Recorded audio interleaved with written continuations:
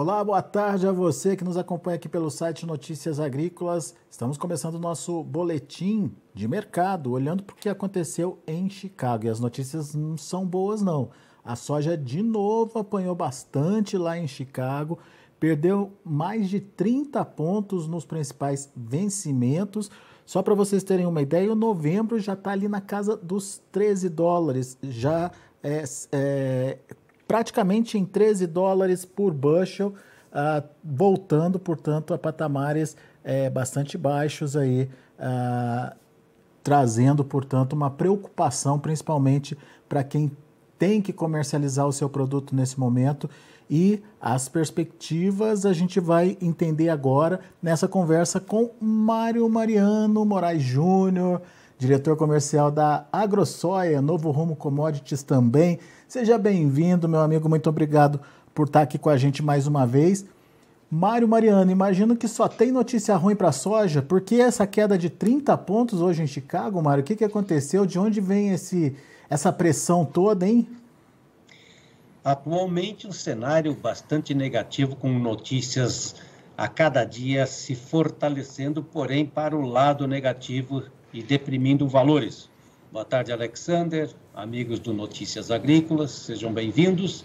E para mais um bate-papo, vamos tentar levar o meu conhecimento de notícias que foram e são, até o momento, pesadas o suficiente para dar uma conotação de uma retração de demanda e até mesmo de entendimento para um período que já estamos vivenciando com fraca demanda.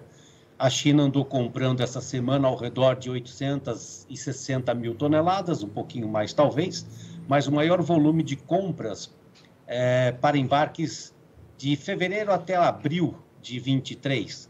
Também houveram compras tanto para produto brasileiro quanto americano, para embarques setembro, outubro e um pedaço de novembro, mas não foram o suficiente ainda para poder fazer frente às notícias negativas na Bolsa de Chicago.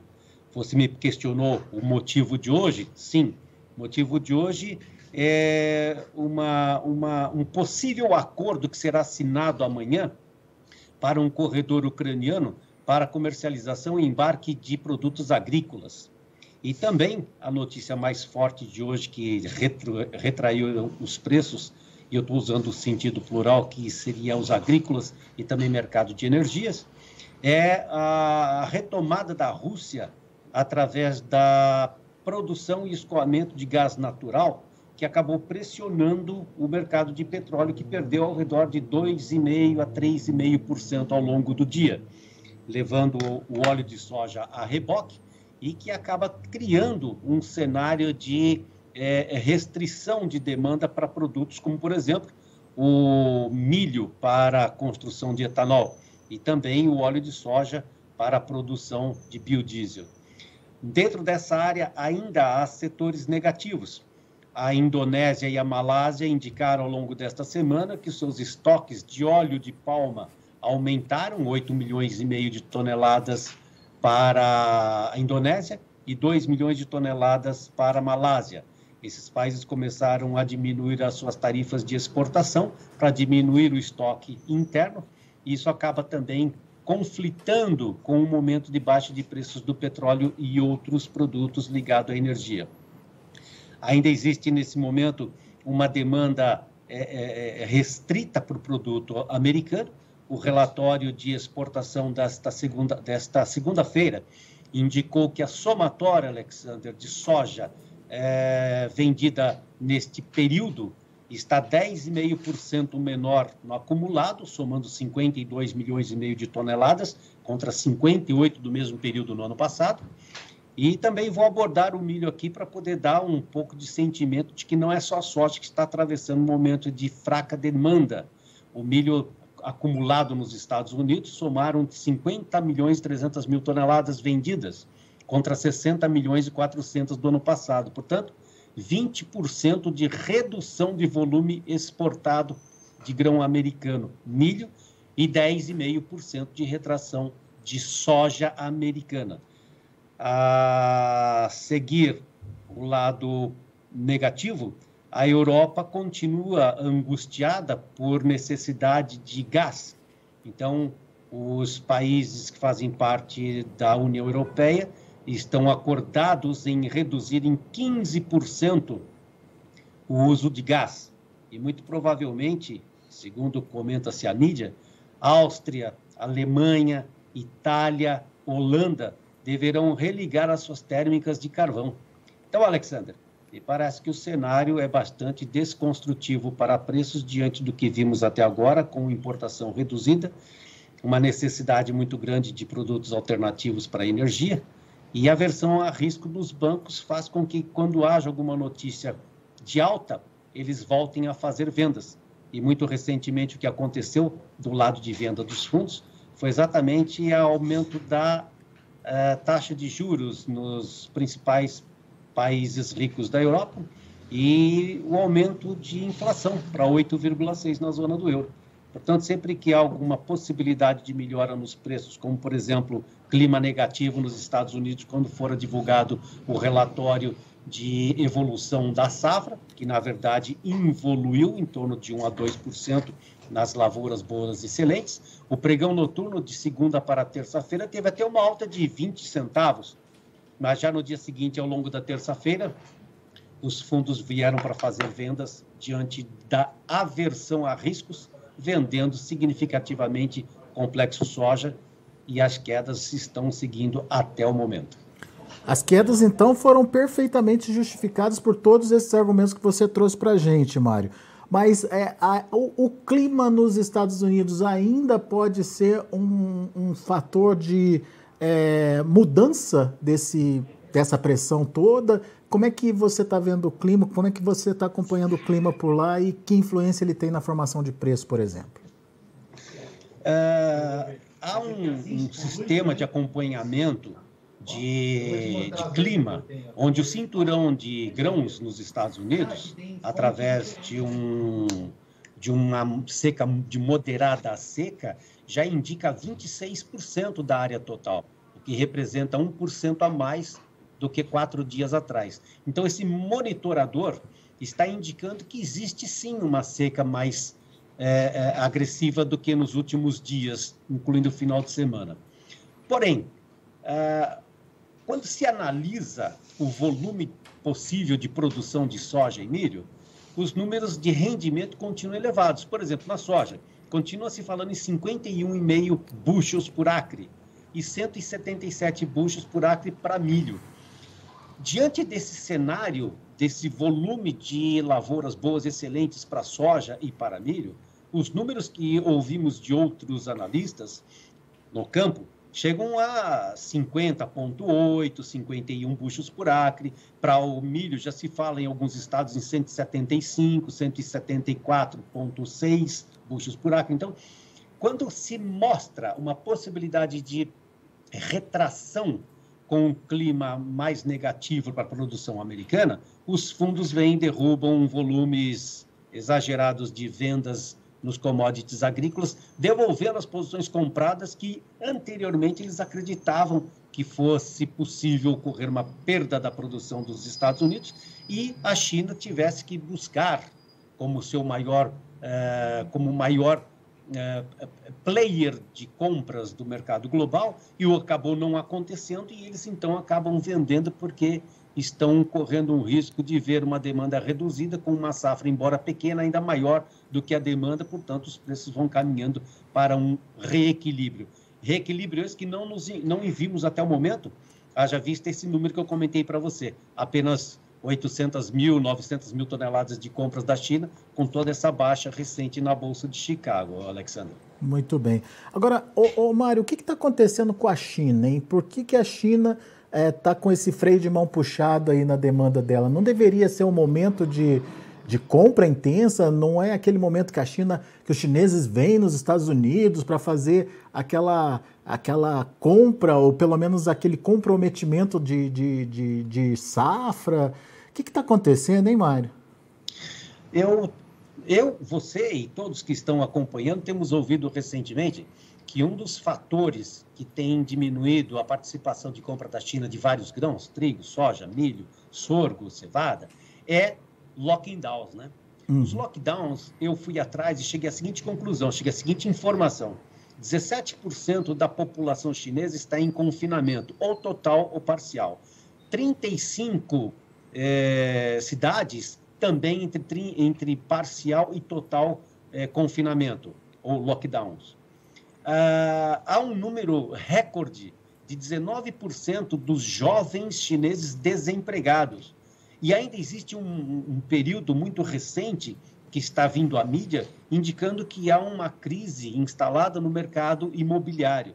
Então, por essas razões, podemos acreditar que a demanda por parte da China está restrita, reduzida, porque alimenta-se menos, compra-se menos, por conta disso que eu acabo de citar. E também que o crescimento do PIB da China, nesse primeiro trimestre, no segundo trimestre, 0,4%, diante da previsão de 0,9%.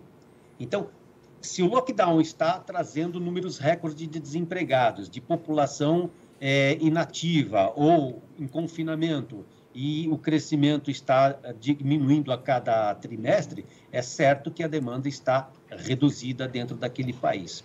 Então, esse é um forte fundamento que podemos entender a redução, a retração ou desinteresse momentâneo por parte da China como comprador do complexo soja e que, mesmo diante de preços menores, não consegue ativar uma compra em escala, né? Vou até citar aqui alguns valores para podermos fazer julgamentos.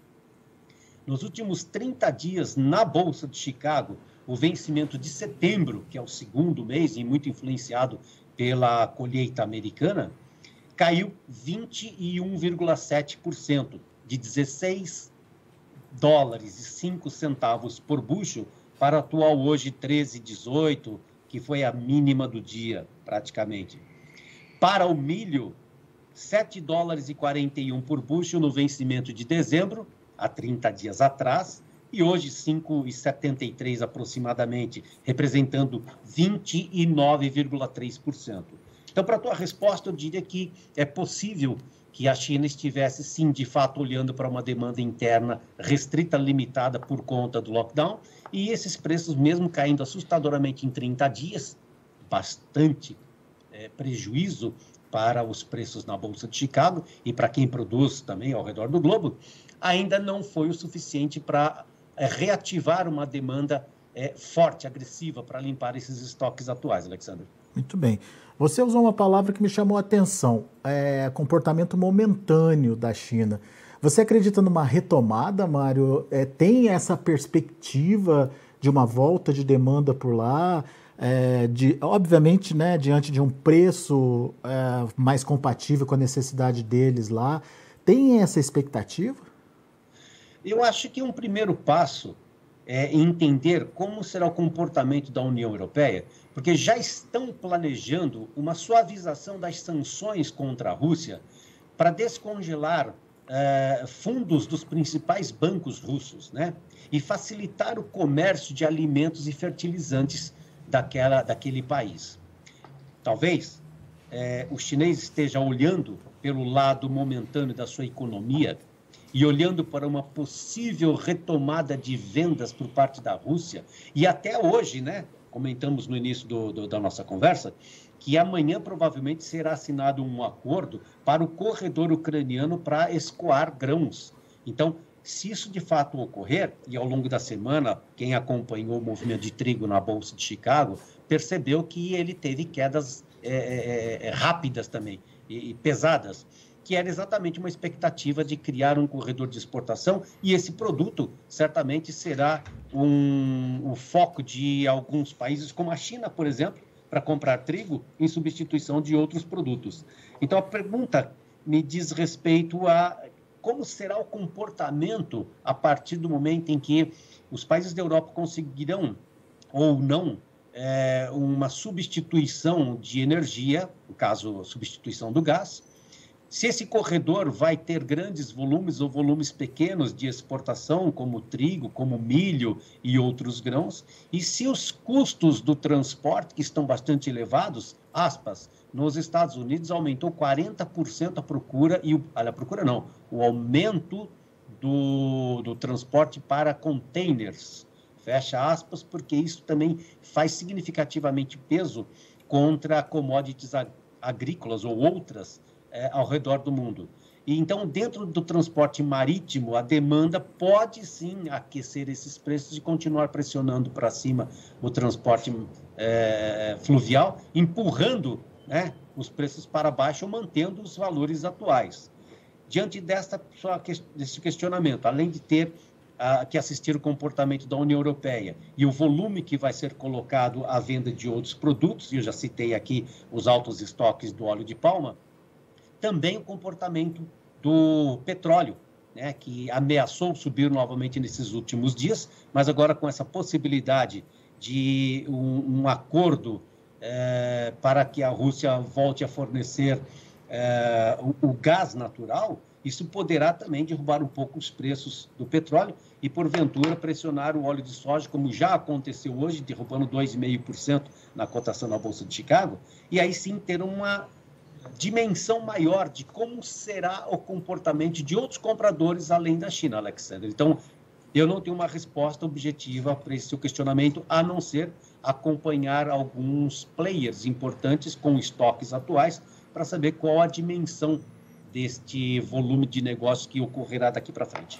Pode ser, inclusive, um próprio comportamento da China, esperando para ver o que vai acontecer, para saber se volta ou não volta para o mercado, né? Se vai ter uma queda ou não dos produtos, talvez desacelera agora para ver a oportunidade de bons negócios mais adiante, né, Mário? Sim, eu entendo sim. Agora, conversando com um amigo de Goiás, ontem à noite e hoje pela manhã, um abraço, Marco Aurélio, concluímos que qual cenário poderíamos criar em termos de demanda quando você tem 8,6% de inflação na zona do euro?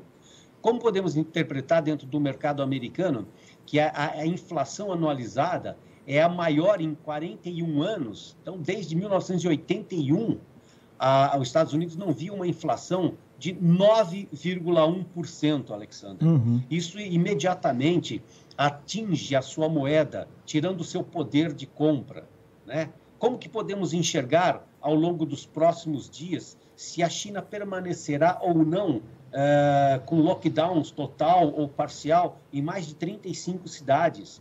Como podemos enxergar que, mesmo tendo um risco climático nos Estados Unidos para a safra instalada, mesmo carregando um estoque de passagem dessa safra, porque houve uma retração da demanda chinesa para aquilo que esperava-se fosse enxugado, como podemos enxergar uma tendência de melhora de preços quando também na América do Sul a Argentina teve uma redução do seu esmagamento acumulado nesse primeiro semestre, em torno de 9%, com 20,1 milhões de toneladas esmagadas?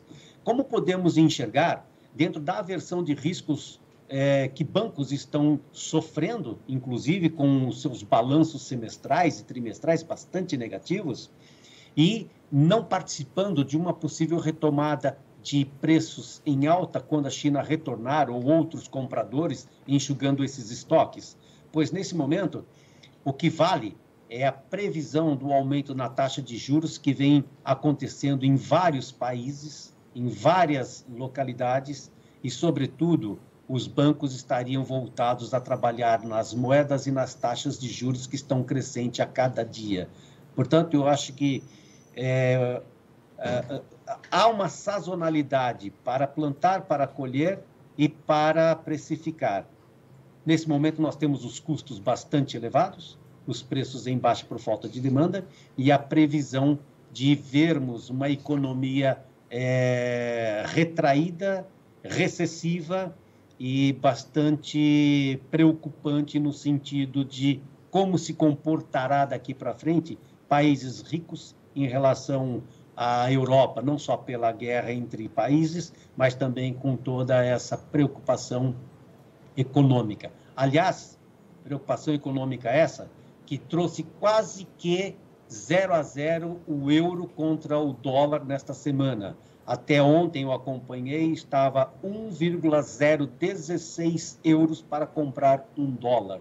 Então, há outros elementos que compõem uma necessidade de recuperação, no caso econômico, para depois termos o entendimento de como se comportará o mercado de produtos agrícolas, em termos de demanda, para um período de médio a longo prazo, Alexander. Muito bem. Então, o risco de menor demanda existe e já começa a se confirmar até pela atuação de alguns países, inclusive a China. Vamos prestar atenção nisso.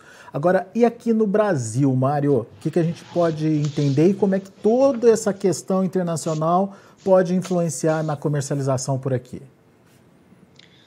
O mercado de moeda, vamos falar do real, né? O real aqui no Brasil, ele ao longo desse primeiro semestre teve uma valorização, caminhando para patamares de 4,60, 4,58. Depois começou a se desvalorizar, chegando ao patamar atual de 5,51, que foi o maior valor que eu vi no dia de hoje. E se tirarmos, né, a conclusão do maior preço de 5,66, que fora o valor do real no começo desse ano, para o atual 5,51, nós temos ainda 2,76 de valorização da nossa moeda. Olhando para um período de curto prazo, nós temos já a correção da taxa de juros. Nós temos um crescimento industrial, comercial e de serviços, e o nosso PIB está batendo a casa de 2,1, 2,2. Portanto, temos um cenário positivo para a demanda. Temos produtos em estoque que está sendo exportado, talvez não na velocidade e na quantidade desejada, mas bem melhor cenário do que o europeu, o norte-americano e outros países produtores. Dentro desta visão, qual seria o comportamento de preço daqui para frente com todo esse cenário negativo que nós enxergamos? Bom, nós temos nesse momento um pouco mais de competitividade por conta da moeda que acabo de dizer em 5,51 como exportadores. Encontramos nesse momento um aumento de produção de milho e que está circulando através das propriedades colhidas aos portos, aos silos, que encareceu o transporte. Isso tira um pouco a lucratividade do produtor, porque os custos aumentam da sua porta até os destinos. Mas nós tivemos já um enxugamento de estoques, mas talvez não o suficiente para dizer que teríamos uma tendência de alta. Eu vou tentar explicar aqui que nós tivemos, eu já mostrei os números que foram desconstruídos na Bolsa de Chicago em termos de percentual, e vou dizer que, por exemplo, nessa última semana em Rondonópolis, as fábricas diminuíram seus preços de R$ 175,5 para o atual hoje 164, que representa 7% de retração, de redução de valor. Para o milho, por exemplo, a queda foi menor, 3,5%, pode ser na praça de Rondonópolis, como pode ser na praça de Diamantino, na praça do Sapezal. Eu estou dando vários outros locais para poder dar entendimento que o impacto do produto brasileiro está menor em relação aos colhidos na Bolsa de Chicago ou no prêmio, somados o prêmio de exportação. Não temos uma demanda aquecida, mas não tivemos ainda uma depressão tão grande dos nossos ativos agrícolas, Alexandre. O que vai ocorrer daqui para frente, e eu espero que isso aconteça, é que tenhamos destinos dos nossos produtos para a China, concorrendo com o produto americano e concorrendo com uma facilidade rápida de embarques para esses destinos. E assim nós teremos, então, um comportamento de valor maior. Porém, não está acontecendo ainda, porque, como eu disse, o custo do transporte marítimo lá dos Estados Unidos, aqui no Brasil e até mesmo na Argentina, com os seus produtos exportados para os países vizinhos e também para exportação, não diminui o custo. Isso acaba, então, impedindo com que o produtor receba uma margem melhor para que precifique também melhor o seu ativo. Como a demanda agora está restrita e limitada, eu penso que nós temos que passar pelos próximos 30 dias meio que acompanhando esses valores pequenos. Mas, a partir de então, começamos a devolver ao produtor um custo menor de transporte que acaba colocando no bolso dele um preço melhor. Também ficamos na dinâmica de uma nova demanda por parte da China para embarque mais rápido, inclusive para o final de ano. Eu comentei com vocês recentemente que ainda teria ao redor de 60% ou 65% da quantidade necessária da China para os vencimentos outubro, novembro e parte de dezembro. Se isso se confirmar, Alexander, ainda teremos um grande volume por ordem da China para compra de produtos na América do Sul. Deixa eu aproveitar e comentar, inclusive, que existe um momento muito interessante que está ocorrendo politicamente.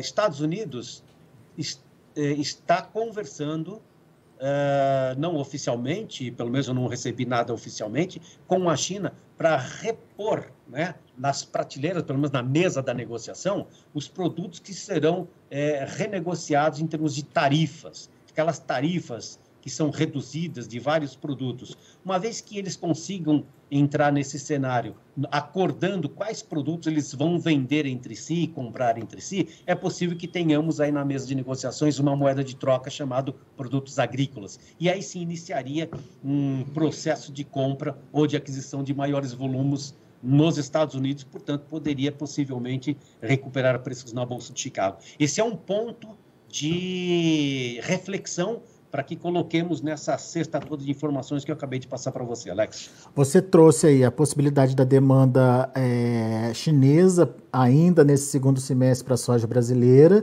mas como é que fica aquela história da tradicional disputa interna, Mário, das indústrias brasileiras pela soja que fica, hein? Os últimos encontros, e eu tenho que repeti-lo pela terceira vez, junto com vocês, o Brasil cortou a mistura de 12% do óleo de soja para biodiesel em outubro do ano passado. Havia a possibilidade de aumentar para 14%. Só que naquele período, os preços do combustível, sobretudo o diesel, já estavam muito encarecido e o óleo de soja estava competindo para aumentar esse preço na bomba ao consumidor.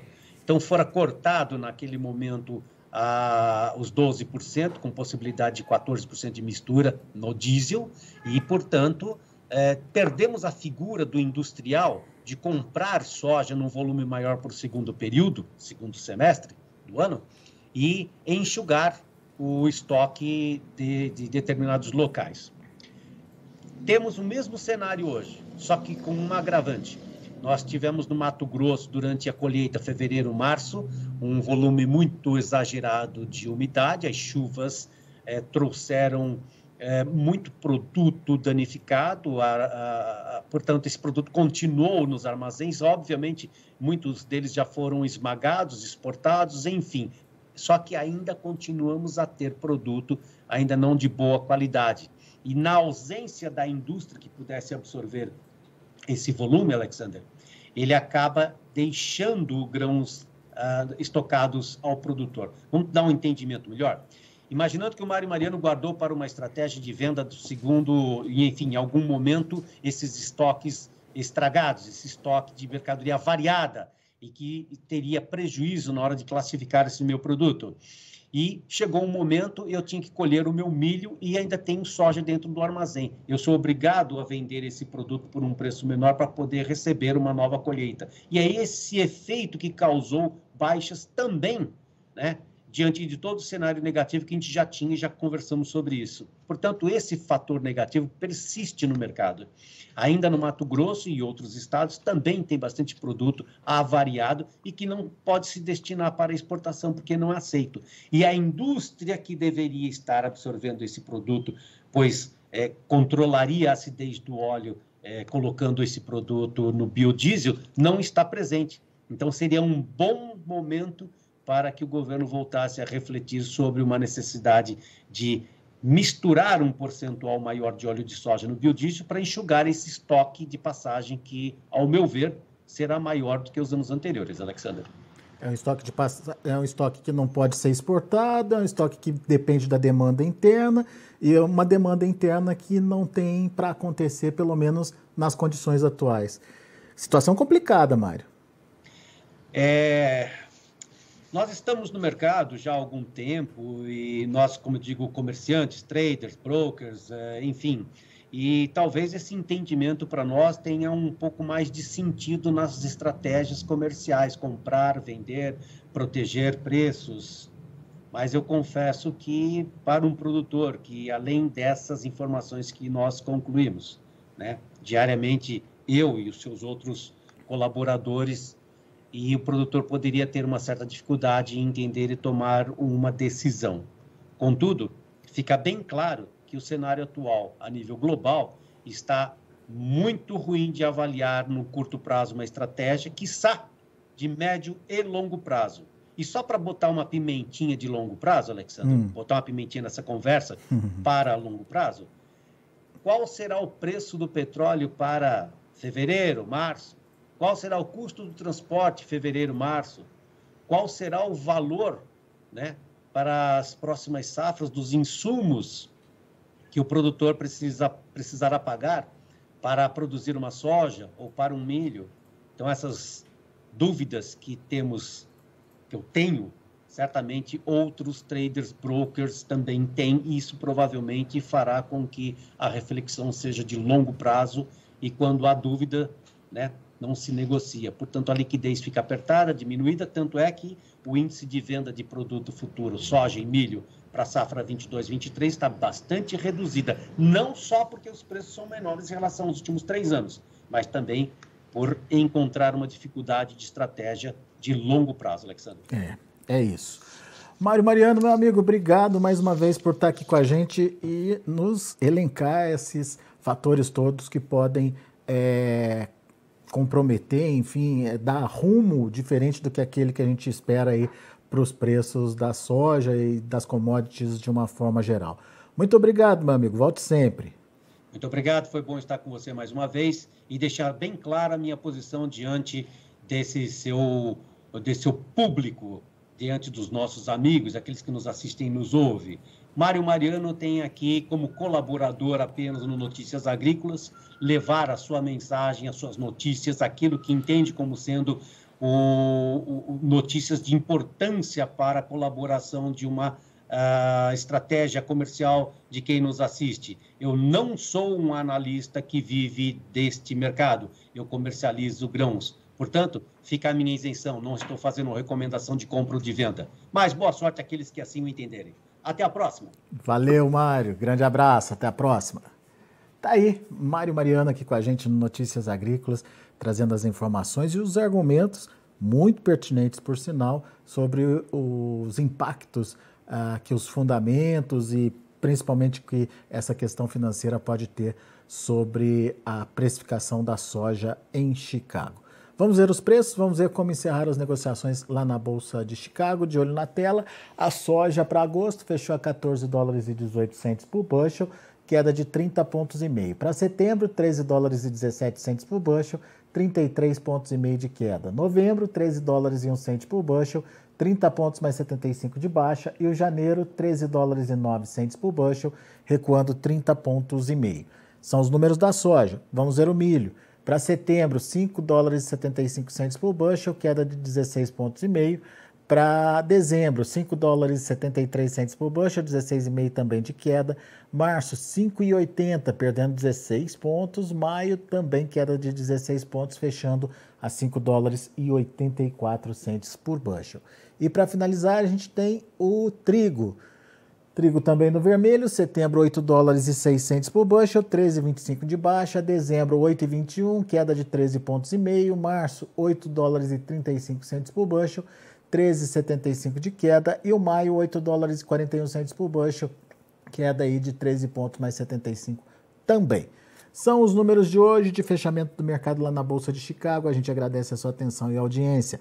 Notícias Agrícolas, 25 anos ao lado do produtor rural. Se inscreva em nossas mídias sociais. no Facebook Agrícolas, no Instagram, @Notícias Agrícolas e em nosso Twitter, @Norteagri. E para não perder nenhum vídeo, não se esqueça de nos acompanhar no YouTube e na Twitch, Notícias Agrícolas Oficial.